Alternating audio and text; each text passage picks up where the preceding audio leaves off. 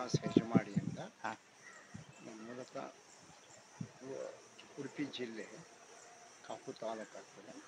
ನಮ್ಮ 400 ವರ್ಷ ಇಲ್ಲಿ ಇತಿಹಾಸ ಇದೆ ಈ ಒಂದು ಇನ್ಸ್ಟಿಟ್ಯೂಷನ್ ಈ ಊರಿನಲ್ಲಿ. ಹರಿದಾಸ್ ಹೆಜಮಾಡಿ ಅಂತ. ಹಾಂ. ಮೂಲತಃ ಉಡುಪಿ ಜಿಲ್ಲೆ ಕಾಪು ತಾಲೂಕು ಆಗ್ತದೆ. ನಮ್ಮ 400 ವರ್ಷ ಇಲ್ಲಿ ಇತಿಹಾಸ ಇದೆ ಈ ಒಂದು ಇನ್ಸ್ಟಿಟ್ಯೂಷನ್ ಈ ಊರಿನಲ್ಲಿ. ಜೀವನ ಹೇಗಿರಬೇಕು ಅಂತ ಹೇಳ್ತೀರಿ? ನಾನು ಹೇಳಿದ ಜೀವನ, ನೀವು ನೋಡಿದ ಹಾಗೆ ಜೀವನ ಹೇಗೆ ಅಂದರೆ ಅಂಟ್ಕೊಂಡು ಹೋಗಬಾರ್ದು, ಅಂಟದನ್ನೂ ಇರಬಾರ್ದು, ಎರಡು ಇರಬೇಕು. ಅಂಟದಂಗೂ ಅಂಟದೇ ಇರೋದು ಹಾಂ. ಬದುಕು. ಈಗ ನಾನು ಬೇಕಾದ್ರೆ ನಿಮ್ಗೊಂದು ಸಿಂಪಲ್ ಒಂದು ಉದಾಹರಣೆ. ಈ ರೇಸು, ನಿಮ್ಗೆ ಈಗಿನ ಕಾಲದ ರೇಸ್, ಈಲಿಗೆ ಮತ್ತು ಬೆಕ್ಕಿಗೆ ರೇಸ್ ಇಡ್ತಾರೆ. ಅದಕ್ಕೇನು ಬೇಕೋ ಪ್ರೊಟೆಕ್ಟ್ ಮಾಡ್ತಾರೆ. ಓಡಿ ಯಾವುದು ಜೀವದಲ್ಲಿ ಯಾವುದು ಬದುಕಬೇಕು ಅಂತ ಇರುತ್ತೆ, ಯಾವುದು ಮೊದಲು ಬೆಕ್ಕು. ಅಲ್ಲ, ಬದುಕಬೇಕು ಅಂತಿರೋದು ಇಲಿ. ಅದಕ್ಕೇನು ಮಾಡಬೇಕು, ಇದಕ್ಕೇನು ಬೇಕು, ತಿನ್ನಬೇಕು. ಇದು ಬದುಕಬೇಕು, ಇದು ತಿಂದು ಬದುಕಬೇಕು, ತಪ್ಪಿಸ್ಕೊಂಡ್ ಬದುಕಬೇಕು. ಅದ್ರ ಇಲಿಯೇ ಗ್ರೇಟ್ ಅಲ್ವಾ? ಕಣ್ಣು ಪಿಳಿ ಪಿಳಿ ಮಾಡಿದ್ರೆ ಸಿಕ್ಕಾದಿಂದ ಹೌದು. ರೇಸ್ ಇಡೋಣ ಅದನ್ನು. ಇಲ್ಲಿ ತಿನ್ನೋದು ಪಕ್ಕಾ. ಹೌದು ಹೌದು, ಕರೆಕ್ಟ್. ಇದು ಹೋಗಲ್ಲಿ ಸುಮ್ಮನೆ ಗುರು ಅನ್ಬೇಕೆ ಹೊರತು ಅದು ಒಳಗೆ ಸೇರಿರೋದು ಗುಡಿ. ಇಲ್ಲಿ ಹೋಗೊಂದು ಯಾವುದೋ ಒಂದು ತೋರಿ ಸೇರ್ಕೊಂಡಿರುತ್ತೆ. ಇದು ಸುಮ್ಮನೆ ಗುರು ಅನ್ಬೇಕು. ಅಂದರೆ ಹೋರಾಟ ಪ್ರತಿಕ್ಷಣ ಇದ್ದೇ ಇರುತ್ತೆ. ನಾವು ಅದಕ್ಕೆ ಬೇಕಾದ ಏನು ಪ್ರಿಪರೇಷನ್ ಬೇಕು. ಅದಕ್ಕೆ ಜೀವನ ಅಂಟೂಬಾರ್ದು, ಅಂಟು ಹಾಗೂ ಇರಬಾರ್ದು. ಎರಡರ ಮಧ್ಯೆನೇ ಬ್ಯಾಲೆನ್ಸ್ ಮಾಡ್ಕೊಂಡು ಹೋಗ್ಬೇಕು.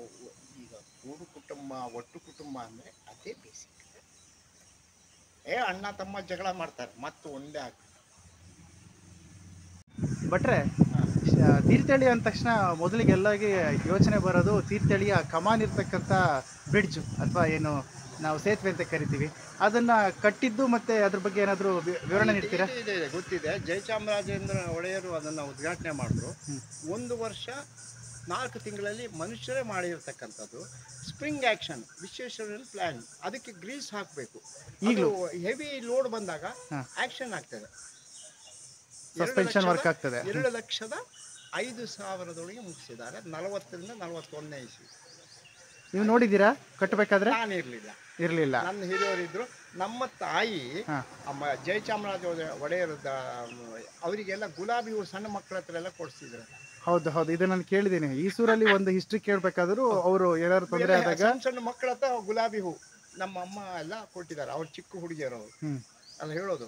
ನೋಡಿ ಇವೆಲ್ಲ ಆಗ ಅವರು ಕಣ್ಣಾರೆ ಕಂಡವರು. ಅದು ನೋಡಿ ಇಷ್ಟು 2,05,000 ಕಟ್ತಾರ ನೋಡಿ. ಒಂದು ಮೋರಿ ಇವತ್ತು ಕಟ್ಟಿದ್ರು ಬಿದ್ದಾಗ್ತದೆ. ಹೆಂಗಿದೆ, ಎಂತ ಹೆವಿ ರೋಡ್, ಸದೃಢವಾಗಿದೆ. ಮಲೆನಾಡಿನ ಹೆಬ್ಬಾಗಿಲು ಅಂತ ಹೇಳಕ್ಕೆ ಕರೆಕ್ಟ್ ಆಗಿ. ಗ್ರೀಸ್ ಹಾಕಲ್ಲ ಇವರು ಈಗಿನವರು.